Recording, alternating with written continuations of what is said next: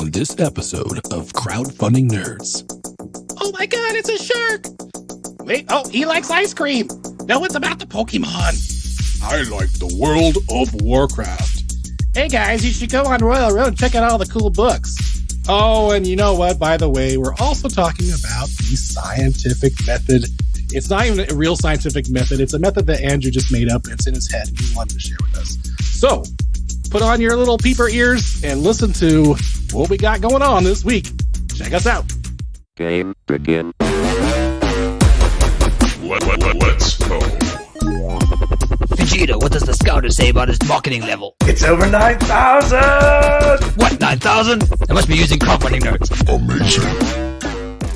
Hey everybody, and welcome to another awesome episode of Crowdfunding Nerds. I'm your host, Andrew Lone, and I am joined by Sean and Rick today. Wow. Woo, woo. SEO Kingpin Rick. Because SEO he did Kingpin. a Kingpin cosplay one time. It was so badass that he's SEO Kingpin now. And I've only done it once, and I don't know if I'll do it again. It was a one and done thing because I don't cosplay. Hey, we got a picture, and that's all that matters. So We'll have to put it on the cover art for the next episode. no joke. True that. So yeah, here we are. And now I wanted to get into the theme of this episode could be called The Way My Brain Works. But we're going to discuss the scientific method as it applies to marketing, because the methodology is how I, in my head, try to diagnose problems and work things out and solve problems with, marketing related, and just as a general business person. It has been so valuable to me over the years that I think we should probably talk about it. So here we go. But first, before we do that, Rick, welcome back. Thanks. Good to be back. I think I'm back. Where have you been? I know. I've been working. He works hard for the money. Yeah, but it's nice to hear your voice. You know, you have like a saucy, I don't know, it feels like you would sing in a soprano. Like you're the soprano, I'm the baritone, and Sean's the bass. You know, we just need a fourth. At least I'm not the alto. I've been busy collecting those Lorcana cards that are going around. Those Disney Lorcana cards, playing Albion online. So yeah. Hey kids, you want to buy some Lorcana cards? No, I want to buy them off them. I want to take them away and keep them for myself. Dude, Buy low, sell high. I'll say as a recovering trading card game player, I must have played like 8 or 9 trading card games, Pokemon, Yu-Gi-Oh, and Magic all as well. And I spent crazy amounts of money. I had and time, of course. I traded for a bunch of stuff. I had 7 of the 9 Power 9 cards in Magic the Gathering, and then my cousin, who was 12 years old, stole them and sold them for weed, and I quit. That's what made me quit. My cousin stole my best cards and sold them for weed. Do you still talk to said cousin? I do. Benny, if you're listening to this, I'm not mad anymore. But he probably still smokes weed. Yeah. He probably does. He's actually extremely in shape too. The issue with Lorcana cards is that they're so high in demand and it's so short in supply that no one sells it at retail. And so, like, for example, as I was telling Andrew yesterday, these starter boxes that are supposed to cost like $16. They're online. Like, you can't find them anywhere. If you can, the store itself isn't selling it for $16. They're selling it for $20 to $30. And then if you go online, like to eBay or something, to try and find them, they're going for like $30, $40, $50, $60. Just because the supply is so short. Yeah, it's crazy because there's this insane level of demand. You've got a lot of players that used to play games like Magic the Gathering and, whatever, Pokemon, Yu-Gi-Oh, you name it. And, or in my case, WoW trading card game, Warlord, Magi Nation, and all the others that have long died, that are still collecting dust somewhere, in my house. But, Lorcana it's Disney themed, and there are so many Disney fans out there that, regardless of what Disney is doing in the box office, have such fond memories of things like Aladdin, Winnie the Pooh, Mickey Mouse, and all of that. And the game itself is it's crunchy enough that people can jump into. And one of the biggest turnoffs with any trading card game, and really I think the biggest barrier to get over for like the general market is, why would I play this when I could just play Magic? Because Magic is much larger and more capable. They're going to have more cards. There's going to be more support. And if I want to find somebody to play Magic, it's really easy. Lorcana, I think, answers all those questions. And in fact, I would doubt if they are profitable right now, but they are like aggressively growing and investing into the player base and whatnot. And there are a lot of people that are just jumping on board that like don't have that normal hang up. They see a future for, hey, Lorcana is going to get support over the long term. And so it's just like a thing. It's definitely an immediate lifestyle game. I think that they're doing all the right things. They're investing into like convention presence and probably doing tournaments and like local tournament scene with, that's where I think Magic is far ahead. Is they like the Magic players are not going to quit Magic to switch to Lorcana unless Lorcana has like, there's Friday Night Magic. Magic dominates Friday nights for, every single nerd that plays. And there's no way Lorcana is going to take over. Maybe Saturday Night Lorcana or something eventually. But I think that it's a long road for Lorcana to actually overtake Magic. I mean, popularity wise, it's like Pokemon. Just people want to collect the cards. And honestly, when I saw the little Winnie the Pooh wizard, like the Honey Wizard card, I wanted a big art piece of that. Like that's Magic's like the back in the old days when the old people would sit around the table and play like gin rummy or whatever. That's what Magic feels like to me these days. It's just it's a steadfast and true game that's been around for a while, so people are comfortable with it. That's like sort of like the young, I want to say kids version of poker, but plenty of adults play it. So I guess it's yeah. But I think, if you compared it like as an MMO, Magic's like the World of Warcraft, and then of course you got Lorcana, which is the Final Fantasy coming into play and gonna take over maybe. But yeah, it's a very interesting game. I haven't played Magic in a while, so I can't compare the two. However, Magic is in a lawsuit with Ravensburger that makes Lorcana over. I don't know. I guess they're saying it's too similar, but it's hard to. Is that right? Yeah, it's hard. The lawsuit's interesting because, I mean, from what I understand is you can't really sue against mechanics. There's a lot of like, Pokemon alternative games out there that are like practically identical, except for things have been changed. They use different artwork, of course. Can't use the same artwork. Instead of a Pokeball, it's like a Poke card, or it's just they just change the things and it's fine. But I believe one or two Digimon, of the people, go. yeah, I believe one or two of the people on the main team came from Magic the Gathering. At least I think the producer did, and somebody else. Yeah. That's it's pretty exciting. Yeah, and I think Upper Deck Entertainment is suing because there's the designer this is where I think it holds the most water, is that the designer of Lorcana came from Upper Deck Entertainment, and Upper Deck is claiming that he made Lorcana it just was rethemed into Disney, but that it was already an existing game that he had been working on at Upper Deck Entertainment, which would make it Upper Deck's property. And I don't know, that's going to be really hard to prove, but it's I don't know, it's a curiosity at the very least. But I'm sure that anything popular is going to draw haters. You've got Hasbro behind Wizards of the Coast now, and they have attorneys on retainer that are getting paid anyway. They're either getting paid to sit on their butt or they're getting paid to work, right? So might as well try to slow down the competition. Speaking of haters, how about that BGG hotness list where Deliverance is number one? yeah, that's worth talking about.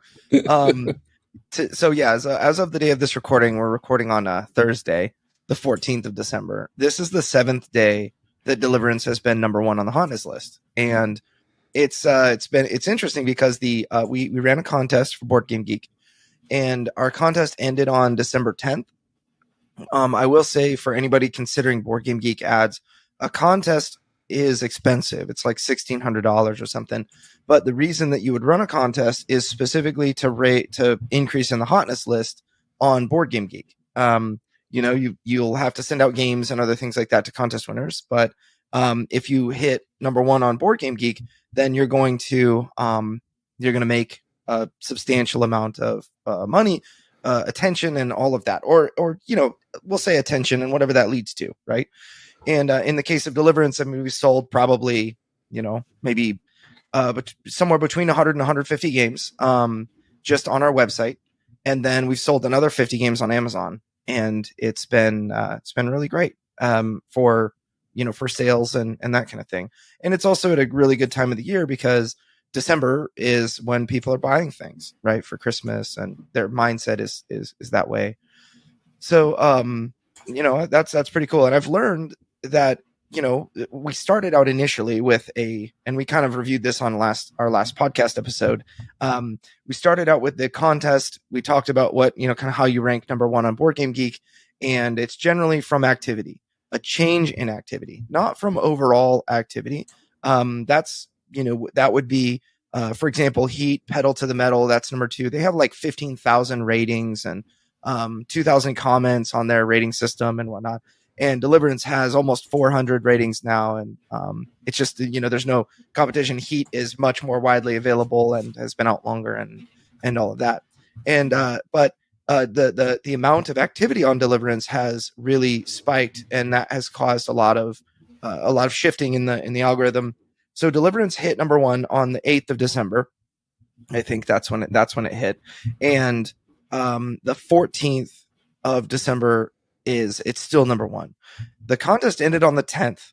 And so the question is, how in the world have we remained the first position on hotness for 4 days after that?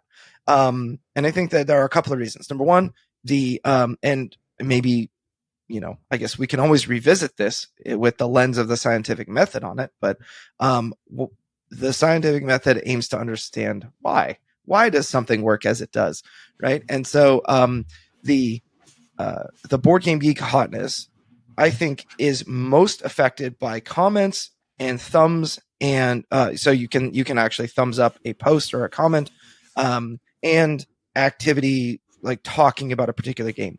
So, for example, we had a thread that somebody was, decided our advertisement that we used for Board Game Geek was poor and it was low quality or whatever. And the reason they decided that was because you couldn't tell what game it was for. It had Sam Healy's beautiful Viking face and an 8.8 rating and a cool image, and Sam Healy saying 2 thumbs up.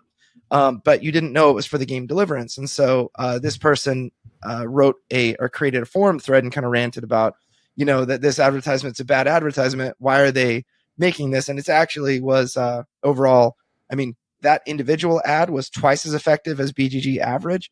And our overall campaign was like 260% as effective as BGG's average, as far as clicks, which was really cool.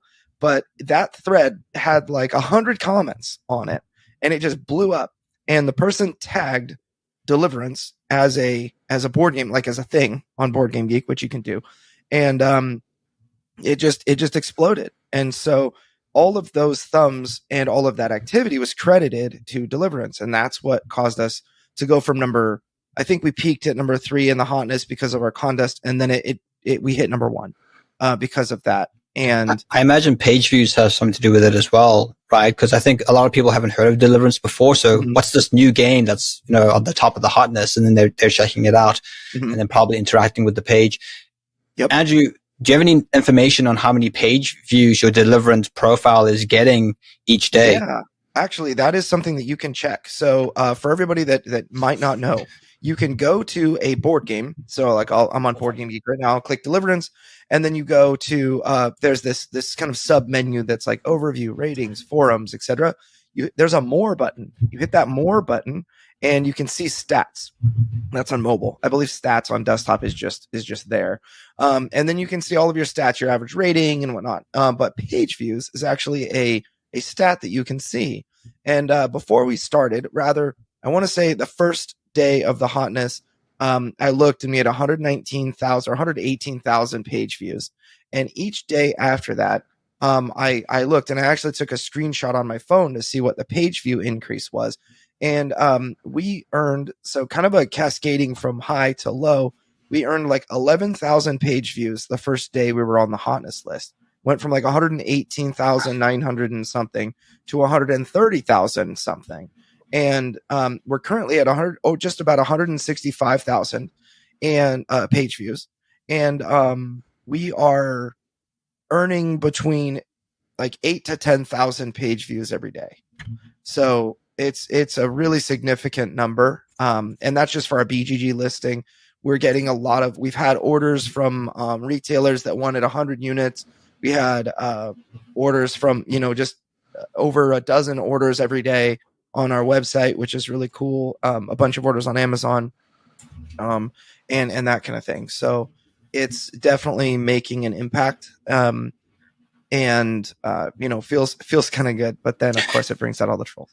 And then have you been seeing so alongside tracking the page views of the Board Game Geek page, have you seen an increase in traffic to the actual website of Deliverance? Yeah, there's definitely an increase in traffic to the website.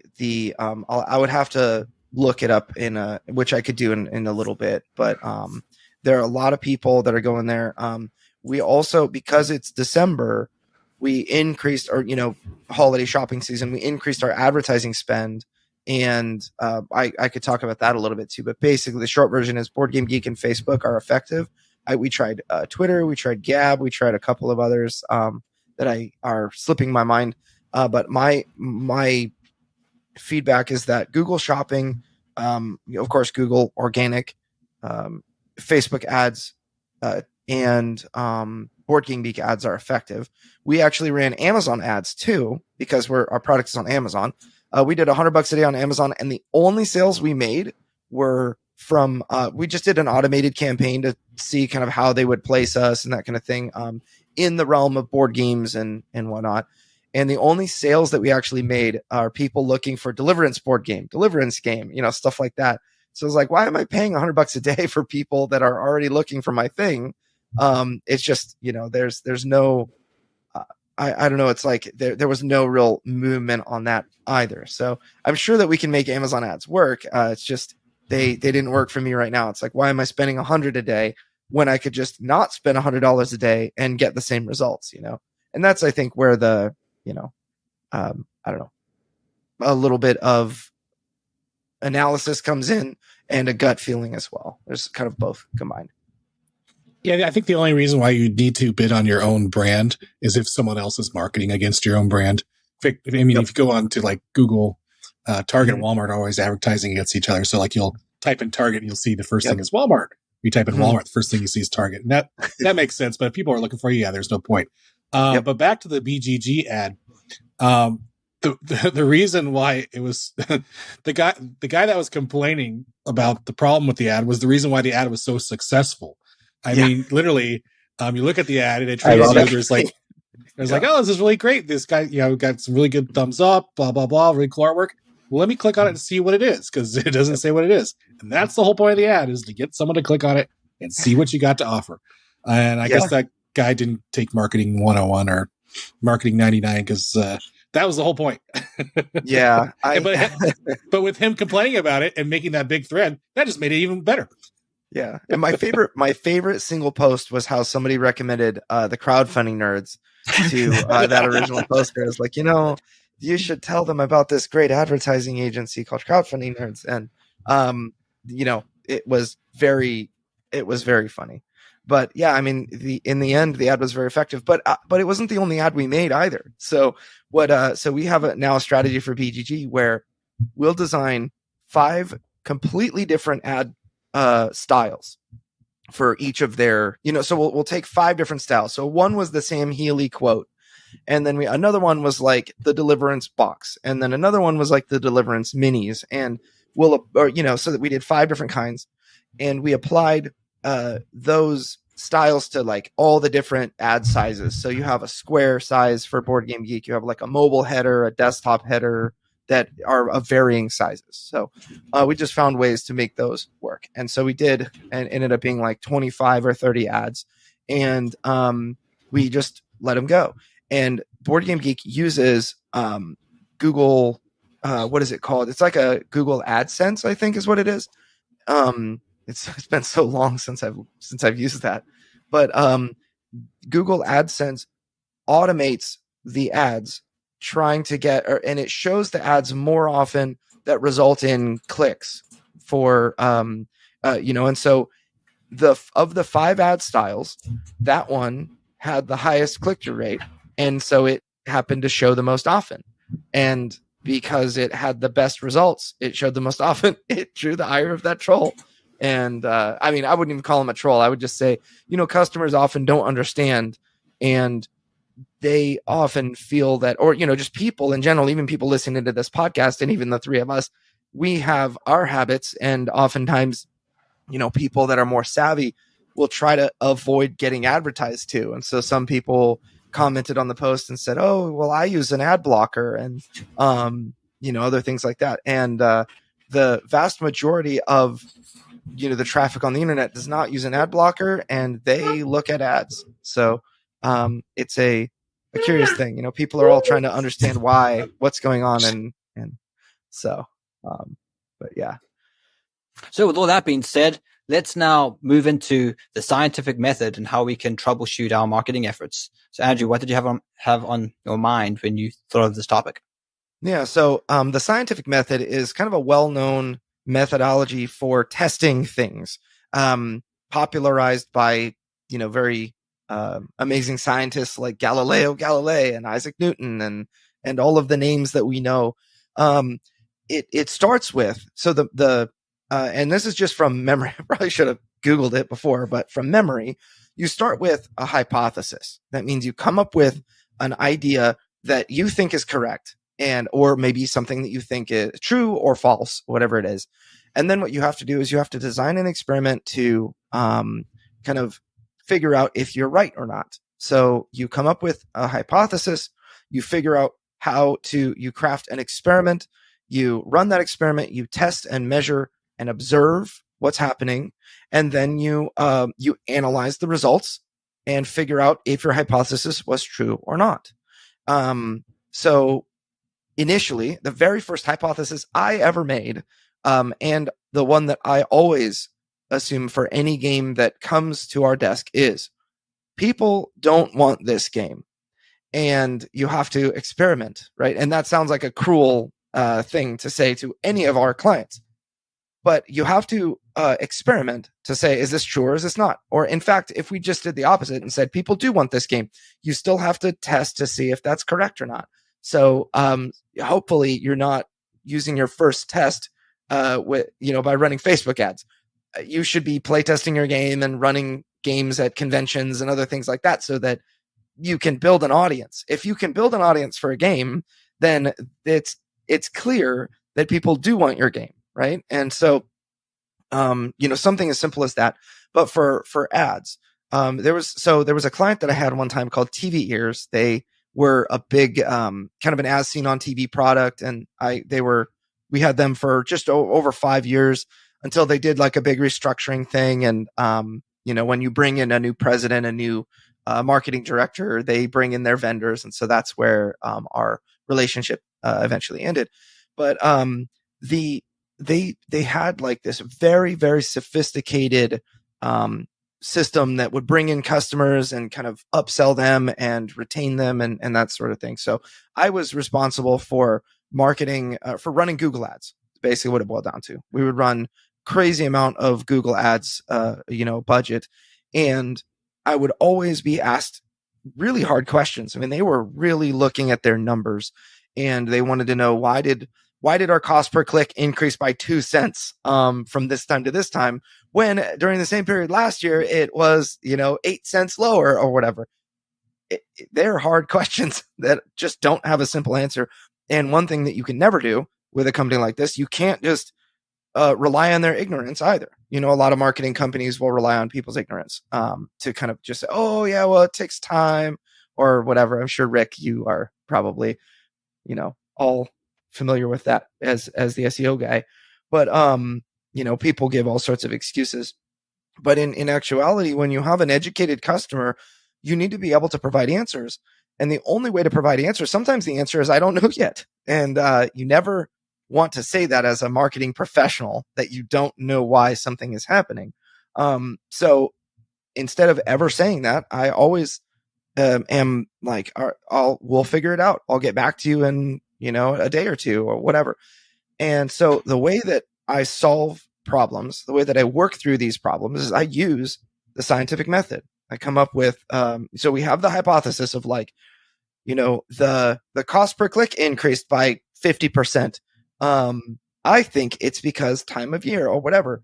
And then you do your testing and experimenting, all of your data that you've been recording, everything that's been going, you've been testing, you've been measuring, you need to analyze that information. And I think one of the most important elements we should probably talk about is how to eliminate variables so that the information is true. Have you guys ever heard of causation does not equal correlation? Do you guys know? Yes, well, that's exactly what I wanted to talk about, because I think you're going to talk about ice cream and shark bites. Well, I was talking a little bit about logic, because I think you often see this in the scientific community, is that you have a lot of people very capable at doing scientific research and actually doing the work and getting results and producing the data. But then when it comes to their conclusions or interpreting that data, it can often fall short because they're not logicians, and it's a different skill set that you need to produce information than actually to process that information. Where you often see in the scientific community, and I suppose even in marketing, is a logical fallacy known as affirming the consequent, which is essentially it's kind of like this misinterpretation of the scientific method. So I'll include a link in the show notes, but essentially it goes that if P, then Q, therefore P. So an example listed on this website, which I think it does a good job of explaining this, is if taxes are lowered, I will have more money to spend. I have more money to spend, therefore taxes have been lowered. It's a system where it sounds scientific, but you could actually use it to prove anything.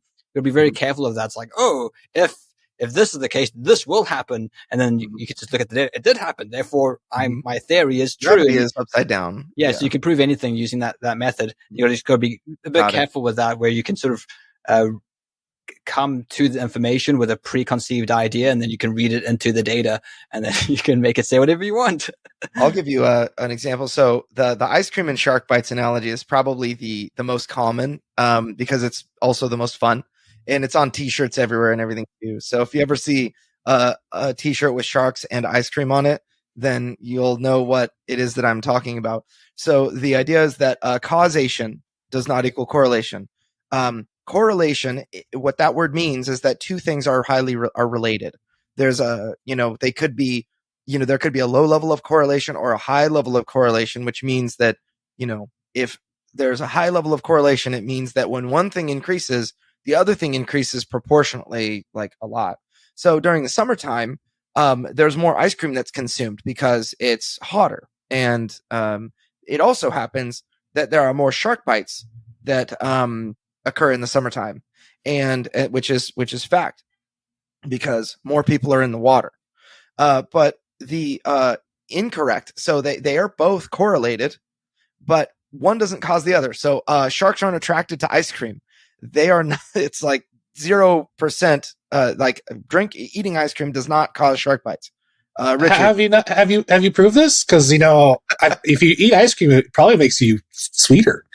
Maybe there's like a low level of correlation there. I don't know. It makes you sweat more, and then it sweats. Sweat sugar sweat. But the idea is that, hey, in summertime, more people are playing in the water in the ocean, and that where the sharks live, and that's why there are more shark bites. And during the summertime, it's hotter, so more people are eating ice cream. And so it just so happens that both of those things increase. And so I'll give you an example that actually saved me thousands of dollars this week. That's kind of why it started to this whole concept. So we were spending $100 a day on Facebook ads for Deliverance, and we would make anywhere from like 5 to 8 sales a day. Our ads were doing well, but I was curious, I wonder how much of those sales are straight from people talking about the game, and how many of those sales are from people that saw the ad and bought the game.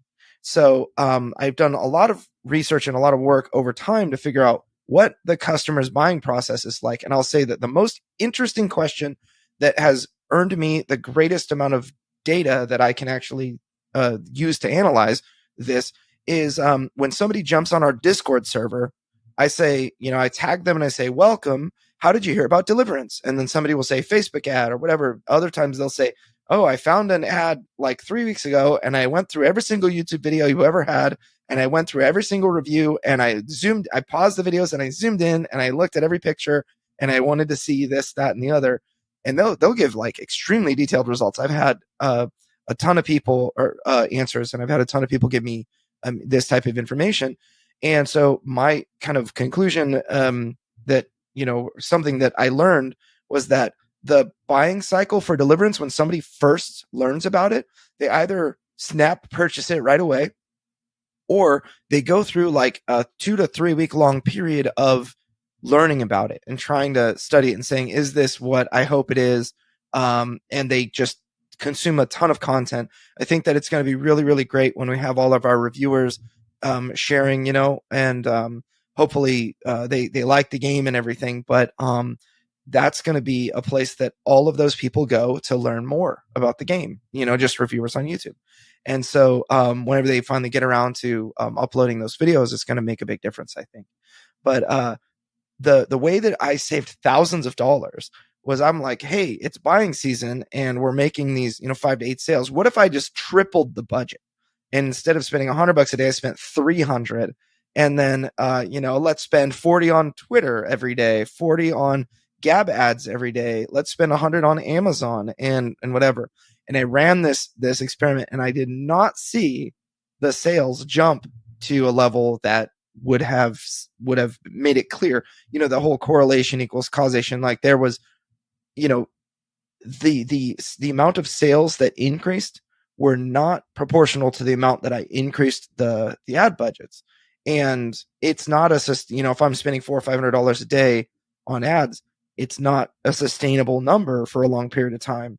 And so I figured out over, trying to eliminate variables of why are people buying what, maybe in each individual thing, what are like Amazon, for example, people are buying on Amazon. How are they buying on Amazon? Oh, they're searching for my keywords and therefore I don't need to spend a bunch of money there. And then are people finding us through Twitter? I'm asking our audience, like, how did you find us? Every single time, Facebook, Board Game Geek, and never, ever once did I hear Twitter or Gab. And so I just cut them. It's like, all right, well, let's not spend a boatload of change where we don't have to. Well, it's interesting because I think both of those two platforms you mentioned, Twitter and Gab, sort of have a reputation of having lots of bots. So it's even hard to determine, are you even getting legitimate traffic from those ads? Right. Yeah. It was curious. I had, we ran an advertising campaign on Gab a long time ago, just a small one, and actually got decent results, about 50%, 50 cents per click. But it was decent. We reached a new market. We definitely had backers. I think it was at the time we were running our Kickstarter campaign. And so we had backers that found us from Gab. And that was cool. And then this one, we had a different ads that we ran, and it was like $1.50 per click. It was a really low click-through rate comparative to what we had before. Our click-through rate was like double. And granted, were you targeting people only in the US? Actually there was, we ran 2 campaigns. One was US only. Actually both were US only. So it could have been time of year. That's definitely a variable that you have to account for. But we didn't get any significant results from it, Yeah, I think on those platforms, Twitter and Gab, or any platform that you think there might be a problem with bots, the part of the way to set up the ads is to target only mobile devices, because I think it's a little bit harder for bots to on fake mobile devices. This is my theory, but I think that's probably a good place to start. Yep. Yeah. I think that there are also a lot of tools out there that can help with the kind of eliminating those bots, right? Yeah, well, one thing we do with Facebook is how we combat this is if there are fake accounts, because there's going to be fake accounts on everything, is that we exclude everyone who's been to the landing page. So we exclude page views, and this is where if a bot is clicking an ad, it's only going to happen once, and they're going to be excluded. So that's kind of how we combat that with Facebook ads. Yep. But it's a problem that every social media site has. Yeah. Yes. Now, one other thing, I mean, there are a couple of things that I'd love to talk about, but one of them is analyzing where are people coming from, how many people have visited our website as a result of, whatever ads or, Board Game Geek, that kind of thing. But the other thing is, once you get them there, what are they doing? So are they adding a product to their cart, abandoning their cart? I mean, it could be.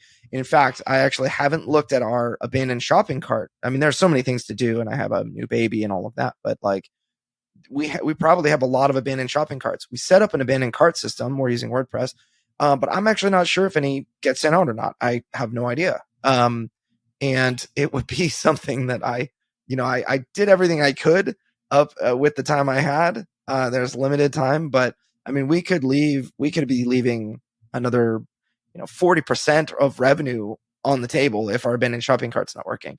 But then, and what I'm kind of getting at is the win back mechanisms. So like, if somebody adds a product to their cart but doesn't check out, then we have retargeting, where they'll see a Facebook ad, a particular Facebook ad, and the goal is to show it to them as many times as possible. So the average time people see that is like 9 times.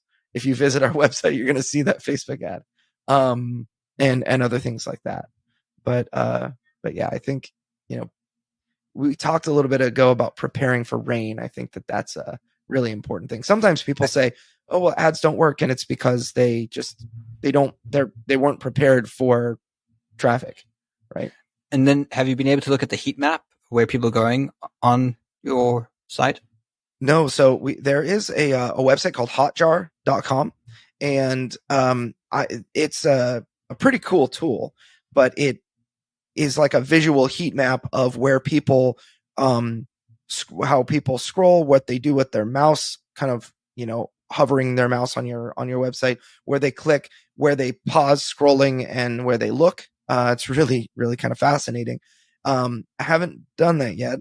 Part of the reason for that is just because I don't think that I could do anything with that information anyway. So it's like information overload. It's like, all right, we designed our site the best we could, the best we knew how. And now we just have to kind of let it ride. And then we'll look back, and then we'll analyze the data and figure out how to make it better for next time. So, and I think, part of what advice I would give to others that are listening to this is, you should absolutely give yourself a break on not being perfect. I think perfect is the enemy of good. So figure out what you can control, work to make it better in regard to whatever your level of expertise is. I mean, if you're not a professional website designer, you're not going to make a professional looking website. I mean, you could do your best at it, but, if you don't have, let's say, the budget to pay someone to do that, then make the best website you can, and, be okay with the results. Maybe, if you've got the budget and you're not investing, then I think that that's a different type of problem. I like Hotjar. Another Microsoft actually makes a similar program as well, and it records every single person that goes to your site and exactly what they do. And they offer, it's free for so many visitors, and after that they start charging, because I mean, recording a video for every single person is crazy. Yeah. But I guess the point I'm trying to say is you can analyze something to death. Like, you can keep going deeper and deeper and deeper in your analytics, but there's a point where you just need to say, you know what? I need to stop that and focus on actually getting things done besides analytics. Yeah, you'll be like Russell Crowe from A Beautiful Mind. It's like going to the Grand Canyon and looking down and just keep going and going down. I have a chance to do that too for some sites. I have to stop myself, because you just keep going and going and going, and then you start making second guesses on things, and then it just becomes a mess. So analytics can be crazy if you go too deep. So a nice general a general sense of like, is this page working well? You could tell by, you know, if they buy the product from that page. So, yeah, that's an easier thing to look at. Keep it simple, and then go from there. Now, if it's not working, then maybe you can dig deeper, but I wouldn't dig deep unless you have a major problem. Yeah. And also, you know, I guess, try to fit within your, like your level of competence as far as understanding of ads and that kind of thing. I mean, if certain numbers or, stats just don't make, if you don't know what they are, then the variable is you know, your understanding is a variable. So eliminate that variable by only working on things that you have understanding. And if you need, then gain understanding, you know, I mean, take our Crowdfunding Nerds marketing course that will help you. You know, if you are lacking understanding in how to manage your own Facebook ads and you really want to, you need understanding. And I mean, you can't just fill your head with whatever's on YouTube. I mean, everybody is an expert and everybody's going to tell you what to do and that kind of thing. But I think, you know, it can be a lot of just garbage information that's not very helpful. So, I would say that, you know, you being a quote unquote, a variable is something that, you should try to remove from the equation. So start with simple things, you know, I mean, for me, it always starts with a vision. Like, you know, I want to, so we hit number 4 on the hotness list of Board Game Geek like 2 years ago, during our Kickstarter. And it was my vision to hit number 1 one day. I want to be the hottest game on Board Game Geek one day. And we managed to achieve that goal. We've earned 7 days of, number 1 hotness. I know we'll fade eventually, maybe even tomorrow, but, my next goal is I want to be there permanently. You know, I mean, maybe that's not the next goal, but who knows? Maybe 5 years from now, people will say, "Oh yeah, that extremely strong IP Deliverance. Of course, it makes sense that it's here, right?" And I don't want to, or and it's okay that we're a flash in the pan right now of success, but we're going to be more consistent 5 years from now. We're going to get a lot of people that are like, what is this game? You know, like right now, people are probably asking if you're a regular Board Game Geek user, there's a game called Heat, Pedal to the Metal, that is just going gangbusters. It's like, what is this? And I'm sure that they didn't just release it and it just was really popular and they made a bajillion units, but they worked hard to make that thing a success. And if you heard their story, it wouldn't just be a simple, oh yeah, I made this game and everyone liked it, so I printed 1 billion units and it just sold everywhere. So I think start small with vision is important. Like, know where you want to go, but then be able to identify the next step. You know, the next step is the most important step. You need to make sure that you're stepping in the direction of the vision, but that the step is not like too big. You know, you don't want to, or it doesn't require all this crazy expertise. Like, you're not Black Panther. You're not going to be able to, you know, step through like a laser maze or something, you know. You might have to go around that thing. I don't know. You're not quite Catan yet. Yes. And they've been on that hotness list for quite a long, long time. Yeah. They're not on the top, of course, but I mean, over time, but they're still on the list. Yeah.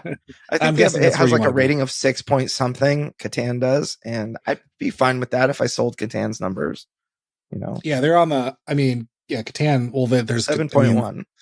Yeah. And of course, all their expansions. And of course, now they have like a dice game. You could also play it online. They sell, you know, apps for it. It's crazy. I'm a loner, so I play it online. Or then, of course, then you got your IPs like Star Trek Catan, and there's been a few other ones out there. Doctor Who, or I don't know, something like that. Yep. Yeah. You know, I'll also say one thing that really helped me. A couple of weeks ago, Sean reviewed Felicia Day's book. And he talked and there was a chapter that discussed, you are not your product, or you are not the thing you made. So if people review what it is that you made harshly, that should have no bearing on you making things. But you should just exercise your full breadth of creativity without worrying about what people are saying about your product. And there are a lot of people who are voting, like rating Deliverance on Board Game Geek 10 and 9 and 8 and everything in between those numbers. You can do that.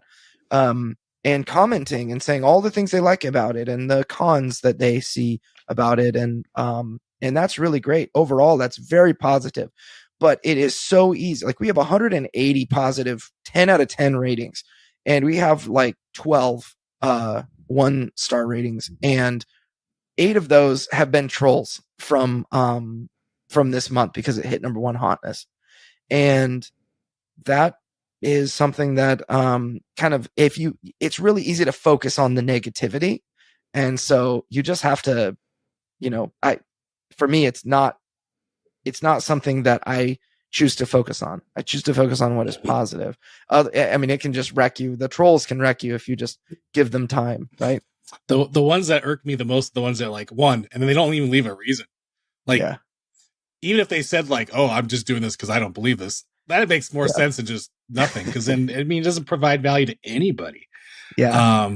But yeah, just like Thomas Edison. I mean, what do we know Thomas Edison for? Oh, the light bulb, electricity. But he made like 1,000 other things that either sucked or no longer are pertinent today.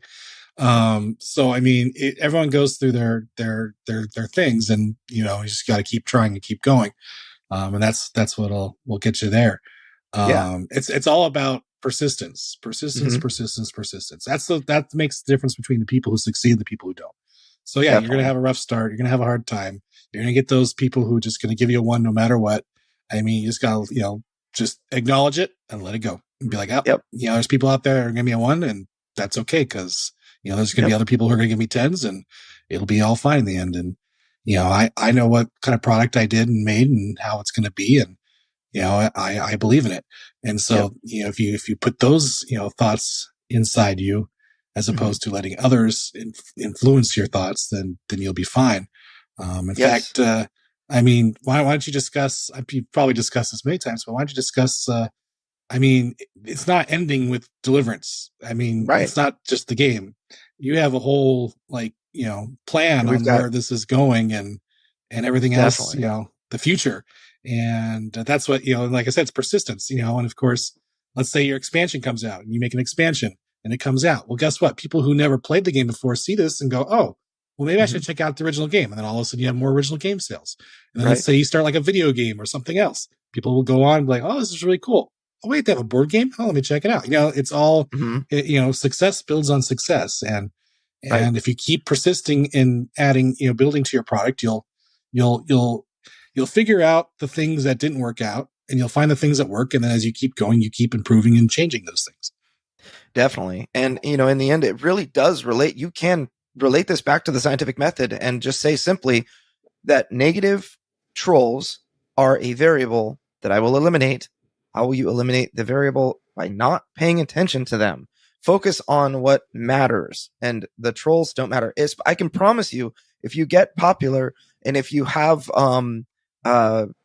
something that people like, you're going to have haters that just decide to go counterculture and say, oh, I hate this because everyone likes it. That's just kind of the way that some people are. And you'll have people that hate your game with the fiery passion of 1,000 suns. And that's actually a good sign, because if you have haters, then you've got people that are hardcore fans. And so for me, with Deliverance, my initial hypothesis was that, I had to prove to myself that people even wanted this. So some of you that know the story know that I built an email list. My goal was to build an email list of 1,000 people organically without paying for ads. I went to some local conventions and I spent gas money to get there. Rick, you were a part of the earliest convention at Kingdom Con, it's the earliest several, when I first revealed Deliverance to anyone on a cardboard, ugly looking paper prototype. And then I talked about it a little bit on social media here and there, and we earned, one person a day, one person a week to the email list. And finally, it was a year, and I looked up and it was 1,100 people on the email list. I was like, wow, these people are actually reading my emails and everything. And it was just, experiment complete. I analyzed and said, yes, people want this. And so we really started moving hard. That was a really, really important experiment in Deliverance that I can look back to and say, it's not because of ads that people want this, but it's just that people hear about it and they want it. And that's super valuable for me to look back and say, yes, we ran that experiment and we know that people want the game. The question is, what other information can I add on to that would build value? So, other, like, where are we going to go from here? How are we going to do what it is that we do? What expansions are we going to make? What do the people want? My hypothesis is that people want more of the same thing. They want more missions, more angels to play, more demons to fight, and that kind of thing. So how do you test and measure that, right? There are lots of ways. Number one way is ask your people. But when you go back to Kickstarter, I guess that's where you finally get the result. Like, do people want more of your game? If the answer is yes, I mean, you're going to have lots of backers on Kickstarter. So for me, I think, kind of in my vision, I don't want everything. I just want to be, bigger than Catan. I mean, is that so much to ask? I think so. It might be, but at the same time, though, you want to. It's all about perception. Like, when you go on Kickstarter and you promote your game and you get your sales, you're like, oh, don't think that's it. That's not the end of it. I mean, you did a really good job on Kickstarter. You did over $300,000. But then, of course, what happened after Kickstarter? You made more sales because you had another venue open where you were accepting pre-orders on various things and various ads. And then from there, you got your game and you started handing them out. And then you had extra games and then you put those for sale. I mean, and there's different markets, and then, it keeps going and going. It's not just Kickstarter. And a lot of people think it's like, I put it up on Kickstarter. Okay, I didn't get as well as I thought. That's it. It's over. And the Kickstarter is a big audience, but it's not your only audience. And, 99% of people in the world don't go on Kickstarter. So, I mean, yeah, well, it might be a little less than that, but I think like 5% of the board game audience is on Kickstarter, and they behave differently than the rest of the world. That's for certain. It was really interesting when we hit retail. When I say retail, I mean, we have our web store open. We do have retailers that bought, but we don't have major distributors that jumped in. We actually do have a distribution through Bridge, which has been really great. But for the most part, we're selling like games off our website and that kind of thing. Very similar to Chip Theory games. Is kind of the model that I was thinking we would go for, is that, they sell a lot of things on their website. And I really, really liked that. The reason I like it the most is just because I want to know who the fans are, and I want them to be connected with me, and I want to be connected with them. I think that the only way that a game like this actually becomes a force to be reckoned with is if the audience is there, and also if the demand is there. So the whole concept between supply and demand, like if you've got a ton of demand and no supply, then you can satisfy that demand with Kickstarter. But if you've got a ton of supply and a decent amount of demand, and then you run a Kickstarter, you're not going to explode that Kickstarter because there's plenty of supply out there to satisfy demand. So when you launch your Kickstarter, there wasn't a ton of demand. Now, I think that I'll make this kind of the final thing because we're reaching the end of the podcast time. But when people run an expansion, and back to scientific method, experiment, and all of that, the hypothesis that you are running is that people want more of this. The experiment, it is oftentimes the first experiment that you have. Oftentimes is the launching of a second Kickstarter expansion. And I think that that's a mistake. Number one, if that is your first experiment, trying to answer your original hypothesis of people want more of this, then that you could be surprised. I mean, there are a lot of expansions that don't make as much money as the original. And I think that is, it's really sad when people did all this work and they put their Kickstarter out there and they found out that, most of the demand was satisfied with their first game. I think that it's a lot of the time you run into this issue when you launch an expansion, the moment you deliver a Kickstarter, like your first Kickstarter, you didn't give people enough time to actually play. I think that is a huge problem on Kickstarter in general. And that's one of the reasons why even great Kickstarter games are a blip on the radar. If you want to have an amazing Kickstarter game that does really, really well, I know there are people listening to this that have their passion projects that really, really want this to succeed, to be their career or whatever it is. You need to make sure that, number one, after your game delivers, that people are playing it. I think that's the most important thing, is that if there's demand, their first experiment can be, did people open the box and actually play?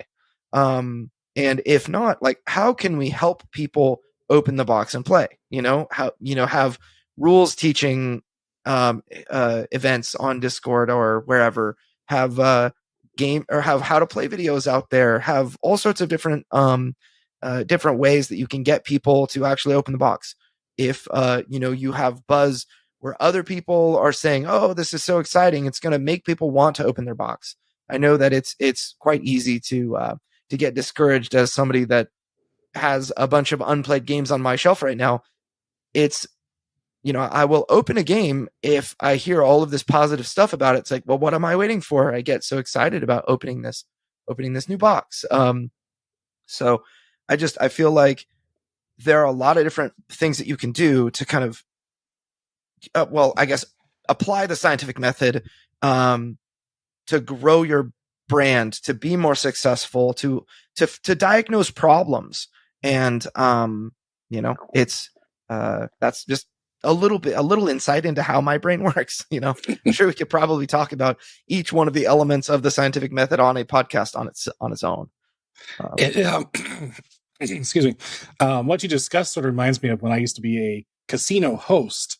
We used to have this little grid we used. I can't remember who originated or created it, but it was a grid, and it had an x-axis and a y-axis, and the one corner was green, and it was one visit or within 1 day visit, and how many times how many times they I can't remember. I can't say it right.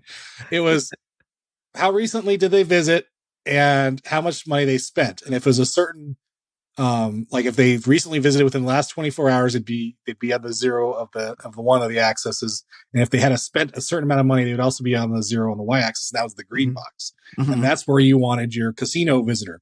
You wanted them to come in within a certain time frame, and you also wanted them to spend a certain amount. And of course, as the grid expands and goes out, the color gets more and more yellow and gets to red. If they haven't been in your casino within, 7 days, that's not good. You want them at least to have them in within 3 days. Wow. It's a whole thing. But the idea is you can take a person, and based on how many times they've been to your casino, when the last time they were at your casino was and how much they spent, you'd be like, oh, okay, they're right here. How do I get them to move up just a little bit? It doesn't even have to be like, you don't have to give them the number one spot, but you want to move them up. And so, of course, we would come up with things like, oh, this person likes to golf. Maybe I should call and say, hey, you know what? I got a tee time for you. It's your favorite golf course or golf. I don't know what they call them these days. Not course, but golf inside the course hole. Sure. We got a tee time for you. Your favorite hole at our golf course in the casino, but you have to come on this day. So like that's like that was a trick I used to do all the time. Is I'd see people come in certain days, but they wouldn't come in other days. And so we try to get them to come in those other days. And sometimes they're like, well, I'm working or I'm busy or I have other things. But if you can convince them, like if you sweeten the pot just enough, it's like, hey, this person doesn't normally come on Thursday, but I was able to get them to book a tea time at our resort. And of course, after they're done golfing, they're going to want to get a nice drink and then probably go play. And of course, that's usually what it is. And that's how we bump them up. You do things like that to try to bump them up to the next step.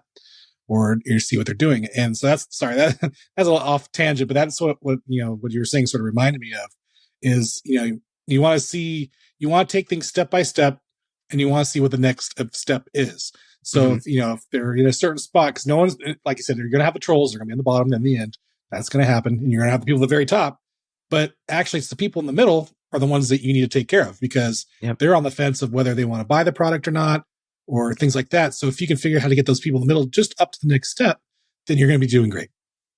That's a really good point. And it allows me in my head to turn, like, it makes big problems smaller when you can segment and say, what is a little thing I can do to kind of chip away at this overall challenge that I have? You know, I mean, at the end of the day, or rather maybe at the end of the year, I don't know, before our Kickstarter happens, I want all of our games to be sold out. So we have around, let's say, 1,700 games across the world. I want all of them to be sold. And then I want more reviews to come out about Deliverance. And I want people to say, oh, this looks amazing. How can I get this? And I want them to see, oh, it's only $250 on the secondary market. And then if enough of those people are excited about the game and really want it to be on their shelf, launching a Kickstarter at that point will satisfy demand. And, you know, if we make, so my goal is $1 million for our next Kickstarter campaign. If we can do $1 million, then I feel like more people are going to take us seriously. Distribution will be more interested in what we have. We'll be able to show progression in, you know, from 300K to 1 million and, you know, that kind of thing. Our player base will be able to grow and all of that. So that's kind of our next step, in our bid to take over the world. So, you know, one thing at a time. Yeah. So, and who knows, you know, maybe we get halfway, you know, maybe we make 500K. I don't know. Yeah, as a side example, you know, I'm a very avid reader and I also listen to a lot of audiobooks at night. And excuse me, a lot of times I'll go and find an audiobook and then I'll look at it and I'll listen to it and then it runs out. I'm like, oh crap. But then I look back and find out, oh, well, this person's on Royal Road. Now I don't know if you're familiar with Royal Road or not in the audience, but Royal Road is pretty much, it's a website where people can go to and read serial novels, dramas, whatever. You know, people will post a new chapter every week or every couple of weeks, and you know they start there, and then it's great because it's free for the readers, and then of course, well, for most things. However, you know they have places where if you like it, you can actually like you know donate and join Patreon, and like you know, and that gives the writers incentives, and they'll give you like the chapters early, or of course they have also like those that are really good and they want to like you know they'll give like maybe the first part of their story out for free, and afterwards you have to buy tokens to read the rest of it. But the only reason why I found these people is because they kept persisting and going down the track. So they started on Royal Road, and then eventually it got so long and they got a good enough they built their audience big enough and they kept wanting more that they decided, and they wanted, like, you know, audience likes to read, but sometimes someone wants a tangible product. So of course these people have been reading on Royal Road and they've really loved it, and they're like, hey, are you ever going to release a book? So, of course, the next step is to get a book. And a lot of times that's a hard step for those people because they have to get an editor. They need to rewrite it. Because when they first started writing the story, it was, you know, their writing skills weren't the same. So it wasn't as good as it is now. And so they had to, you know, have to go through and rewrite the story or maybe change the plot lines because they made some mistakes in their progression as they do these weekly chapters. And it eventually becomes a book. And then they put it on Amazon or whatnot. And, you know, and then so someone who doesn't know about Royal Road or doesn't read on Royal Road goes on Amazon, goes, oh, this is interesting. And they like it. And of course they read the book and then they want more. So then they go, oh, this guy's on Royal Road. And then of course they can go on Royal Road and read more on Royal Road until the next book comes out. And then of course, after that time, he gets the audiobook out. And then all of a sudden you have another class of people who like fiction, but may not be able to read or have time to read and allow them to just listen to it, or like on the bus or at night when they're trying to sleep. And then of course, then you get another audience just like that, where they'll listen to the audio and go, oh, I'm out of the audio. Let me see. Oh, there's some books. Let me read these books that aren't on audio yet. And then, oh, I'm out of books. Oh, let me go back to Royal Road. And it's crazy because some of these people who started on Royal Road, like when they first started Royal Road, no one knew them. And then now all of a sudden, because they kept persisting and progressing and they were, you know, they're following what their audience wanted, you'd like go to their Patreon page and these people make like $6,000, $7,000, $12,000 a month on subscriptions for people who just donate because they just want the chapters early. And that's all they do is write. I mean, literally one guy I saw had like, it was like $12,000 and I couldn't believe it. Like, this guy is making $12,000 just to maybe write 1 or 2 times a day or sorry, 1 or 2 times a week. I mean, it's literally just like, whoa. That's amazing. But that's all about persistence and building your product. He started, you know, with growing a fan base, and, you know, in this case, you know, it's your pre-marketing with Kickstarter. You start with ideas, and then you put some mechanics together and you share with your people, and that's your Royal Road. And then from there, you work your way up to your Kickstarter, and that's, your product. And then from there, you keep going and going. And there's a lot of audience that will never know your game or never see your game unless you go farther and beyond the Kickstarter. And, it's not just Kickstarter. Sorry. That's my really tangent. interesting. I'm excited about this Royal Road website. now I've got a rabbit hole to fall down. So, oh man, there's novels that go on forever, and it's crazy. Well, this podcast has been a little bit long, but I hope you guys found it valuable and interesting. It's we're coming into Christmas time, so I appreciate you guys having us in your ears. Hopefully, there was something of value here that you got to glean from this just discussion by marketing nerds about the scientific method and all, and using Deliverance as an example. Ice cream and shark bites too, of course. So, I guess, Rick, you want to send us on out? Yeah, that's about it, because that's all the time we have for this week's episode of Crowdfunding Nerds. And of course, if you're an avid reader and want to read something for free, check out Royal Road. But of course, if you love us, because we're just really cool people, check out our Crowdfunding Nerds website. You can check out the past episodes. You can also check out the courses we have to offer you to advertise and market your successful Kickstarter. And if you can't get your Kickstarter successful enough, we also got some other programs that will help you become successful. So as always, also our Facebook group is always kicking. Just go to Facebook and search Crowdfunding Nerds. I believe it's a community these days, Crowdfunding Nerds community. And if you want to check out all the really cool dramas going on BGG, do a search for Deliverance on BGG, because it's pretty fun. And the more drama and the more noise, the longer Deliverance stays on number one. And if you love us, you'll love Deliverance, and we hope that you would support it in any way you can. And with that said, I hope you all stay cool. I know snow is starting to come down in some of these places. Love, be thankful for your family and who you got. And of course, Merry Christmas, and we'll see you next week. Stay nerdy. Well, that's all the time we have for this week's episode of Crowdfunding Nerds. For more resources, articles, and to listen to past podcasts, please visit us at crowdfundingnerds.com. And if you have a crowdfunding question, we also have a page on our site where you can send a message directly to us. Please visit crowdfundingnerds.com/question. And if your question is a great question, we may include it in a future podcast. Thank you all again for listening to this week's episode, and we'll see you next week. Stay nerdy.